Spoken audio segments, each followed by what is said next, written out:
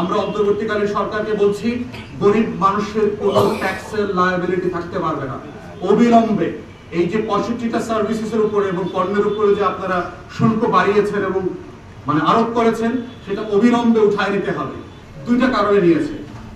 একটা হচ্ছে যে তারা গরিব মানুষের যারা উপদেষ্টা মণ্ডলী হয়েছেন তারা কেউ গরিব মহল থেকে ওঠেন নাই, তারা গরিব মানুষের কষ্ট বোঝা মানুষ না, তারা সমাজের এলিট আপার ক্লাস।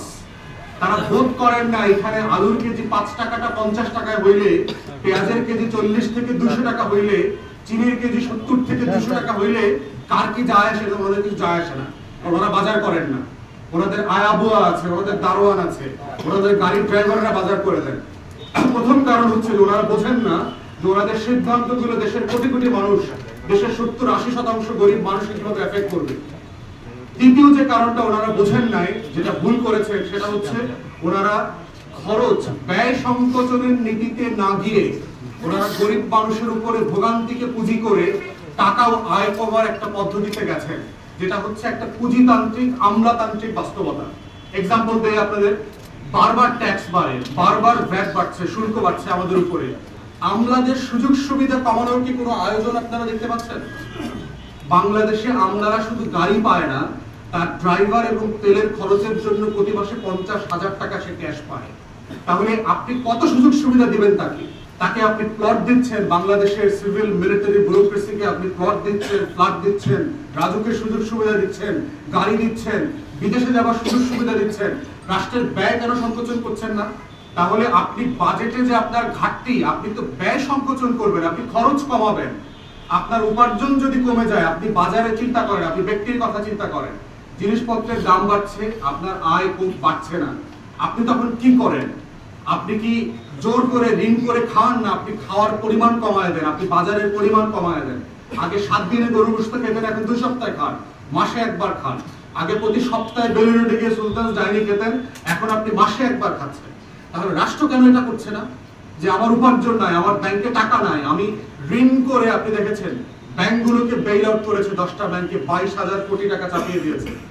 হাসিনার আমলে আমরা যারা সমালোচনা করেছি 53,000 কোটি টাকা আপনি ছাপিয়ে দিয়েছেন, যার কোনো মার্কেট ভ্যালু নাই।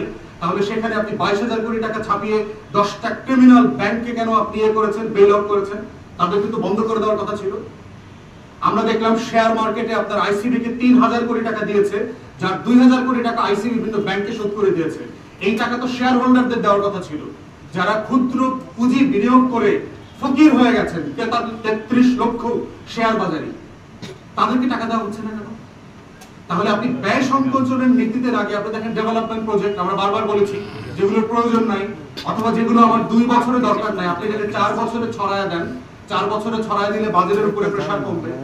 এই যে অস্টারিটি, যেটা আমরা 2007-8 থেকে সারা দুনিয়াতে দেখেছি, গ্রিস এবং ইউরোপের দেশগুলোতে যে ঋণ ভিত্তিক অর্থনীতি দ্বারায় কিভাবে দেশ কলাপস করেছে, একের পর এক দেশ কলাপস করেছে। ইউরোপের 3-4টা দেশ ছাড়া অলমোস্ট প্রত্যেকটা দেশের ইকোনমি ফ্র্যাকচার হয়ে গেছে। এটা আপনি গ্র্যাজুয়ালি কমায় এনে একটা সার্টেন টাইমের পরে ভ্যাট বিলুপ্ত করে দিতে হবে। এবং আমরা সারা দুনিয়াতে যারা প্রোগ্রেসিভ মার্কেট ইকোনমির কথা বলছেন, তারা বলছেন সিঙ্গেল ট্যাক্সে চলে আসেন, customs duty, VAT, tax, excise, এরপরে হচ্ছে ডাইরেক্ট ট্যাক্স, কর্পোরেশন ট্যাক্স, এরপরে হচ্ছে দেখবেন আপনার পোর্টে এখানে সেখানে ট্যাক্সের অভাব নাই বাংলাদেশে। আপনি সিঙ্গেল ট্যাক্সে আসেন, নর্ডিক কান্ট্রিগুলো 40%, 42% ট্যাক্স দেয়। আপনি একবার একটা ট্যাক্স নেবেন এবং সেটা উপার্জনের উপরে ভিত্তি করে। গরিব মানুষ ট্যাক্স দেবে না। গরিব মানুষের জন্য ইনসাফ হচ্ছে তিনি ট্যাক্স দেবেন না, তিনি কাজ করবেন, তাকে রাষ্ট্র সাপোর্ট দেবে। কিন্তু আপনি টিসিবির চালের জন্য যে লাইন ধরে বাজার থেকে না কিনতে পেরে পণ্য কিনছে, তার উপর আপনি ভ্যাট চাপায় দিচ্ছেন। মানে এর থেকে জুলুম অবিচার আর কিছু হতে পারে না। তাই আমাদের বক্তব্য হচ্ছে রাষ্ট্রকে total tax management, tax law, এগুলোকে ওভারহলিং করতে হবে, সিঙ্গেল ট্যাক্সে চলে আসতে হবে। এটা আপনি 20, 22, 15 কত করবেন, অংশীদারদের সাথে পরামর্শ করে সেটা করেন, আর কোনো ট্যাক্স থাকবে না। আর গ্র্যাজুয়ালি ভ্যাটকে আপনি যেটা যে পার্সেন্টেজে আছে এটাকে কমিয়ে 0-তে নিয়ে আসেন আগামী 5 বছরের ভিতরে। আমরা সিঙ্গেল ট্যাক্সের কান্ট্রি দেখতে চাই। দ্বিতীয়ত হচ্ছে সরকার তাহলে বলবে আমি বাজেট ডেফিসিট কিভাবে ম্যানেজ করব? আপনি ডেফিসিট বাজেট কেন করছেন? আপনার উপার্জন 3.5 লক্ষ কোটি টাকা, আপনি কেন 8 লক্ষ কোটি টাকার ফুটানি করছেন?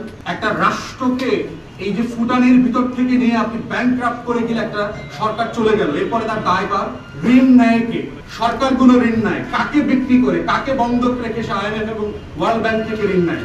দলকে বন্ধক রেখে?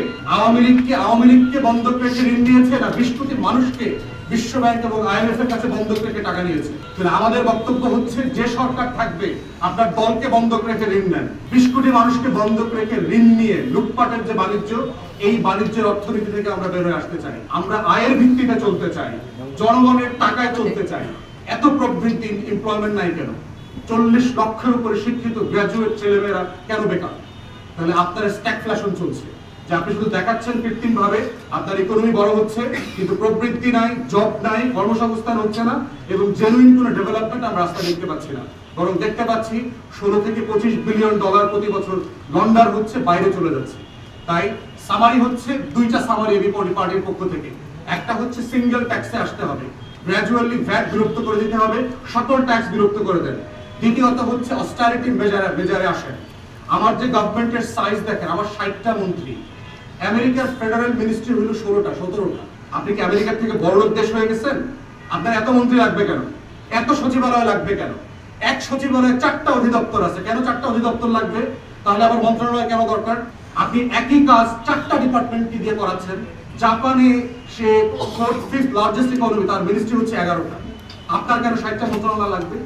আপনার অধিদপ্তর, তারপরে অটোনমাস বডি মিলে রাষ্ট্রের প্রায় 85টা সংগঠন আছে। এত বড় গভর্নমেন্ট তো আমার দরকার নাই। বাংলাদেশের মতো অর্থনীতিতে আমার এর 1% ওয়ার্কফোর্স দিয়ে এই রাষ্ট্র চালানো সম্ভব। এবং এটাই হচ্ছে ডিজিটাল বাটপারি, যেটা আওয়ামী লীগ করে দিয়ে গেছে। ডিজিটালাইজেশন মানেটা কি দেখেন, যে অ্যানালগ জমানাতে আওয়ামী লীগ যখন এসছে, তখন আমার 12 লক্ষ সরকারি কর্মকর্তা কর্মচারী ছিল। এখন আমার এটা 19 লক্ষ সরকারি কর্মকর্তা কর্মচারী। তাহলে ডিজিটাল হইলে তো কাজের সংখ্যা, ওয়ার্কফোর্স তো কমার কথা। আমার তো 12 লাখ তো 6 লাখে চলে আসার কথা। তাহলে এটা 1.5 গুণ বাড়লো কেন? 19 লাখে গেল কেন? তাহলে রাষ্ট্র যেটা হয়েছে, ডিজিটাল হয় নাই।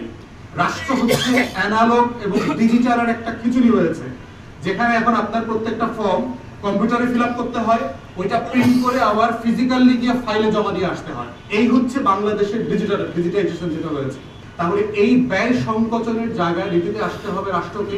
তা না হলে ঋণ করে ঘি খাওয়ার যে পুঁজিবাদী অর্থনীতি এবং লুটপাটের অর্থনীতি চালু হয়েছে, এই অর্থনীতি থেকে দেশ বের হয়ে আসতে পারবে না। আমরা অন্তর্বর্তীকালীন সরকারকে বলছি, গরিব মানুষের কোনো ট্যাক্সের লায়াবিলিটি থাকতে পারবে না। অবিলম্বে এই যে 65টা সার্ভিসেসের উপরে এবং পণ্যের উপরে যে আপনারা শুল্ক বাড়িয়েছেন এবং আরোপ করেছেন, সেটা অবিলম্বে উঠায় নিতে হবে। এবং আপনারা আয়ের পথ খোঁজেন, ব্যয়ের পথ খোঁজেন, লুটপাট বন্ধ করেন। এখনো লুটপাট বন্ধ হয় নাই। যত পরিমাণ টাকা সাবসিডি দেওয়া হচ্ছে, ওই লুটেরাদেরকে দেওয়া হচ্ছে। স্টক এক্সচেঞ্জের কমিশন যে চেয়ারম্যান, তারপরে হচ্ছে পুঁজিবাজারে যাদেরকে চেয়ারম্যান করা হচ্ছে, সিচুয়েশন হ্যান্ডেল করতে পারছে না। তো একের পর আমরা দেখতে পাচ্ছি যে রং সিদ্ধান্ত, ভুল সিদ্ধান্ত। আজকে দেখলাম আপনার রুবায়াত শিবলি, যে সাবেক সিকিউরিটি এক্সচেঞ্জ কমিশনের চেয়ারম্যান ছিল, তাকে একজন উপদেষ্টা এত পরিমাণ শেল্টার দিচ্ছে যে সে এখন ঢাকা বিশ্ববিদ্যালয় ক্যাম্পাসে বীর দর্পে পতিত ছাত্রলীগের নেতাদের মতো ঘুরে বেড়াচ্ছে। সে অ্যারেস্ট হচ্ছে না। তার বিরুদ্ধে এতগুলো মানি লন্ডারিং এর মামলা হয়েছে, কিন্তু তাকে কেউ গ্রেফতার করছে না।